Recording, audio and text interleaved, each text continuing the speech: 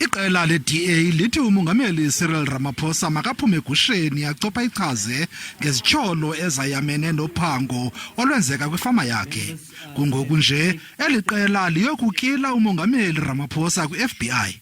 I've written to the United States Federal Bureau of Investigation, the FBI, to request that they investigate allegations of possible money laundering by the president. Ibholo lefama kamongameli iPhala-phala libe ngundaba mlonyeni kweli ngethuba lowo wayesakuba inhloko yezobuntlola umnumzana wamangalela umongameli ngokwayamene nokubiwa kwezigidi zerandi kuphango olwenzeka kwifama yakhe ngo-2020. I-DA ithi nangona kukho ichaphaza namabala ngomntu anguye umnumzana kodwa loo nto ayimenzi ingelosi umongameli.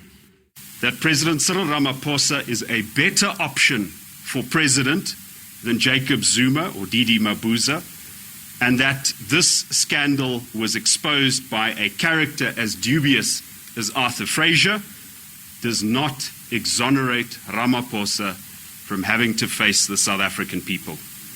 I-DA ithi iza kuzivelela zonke inkalo uqinisekisa ukuba umongameli uphuma elubala.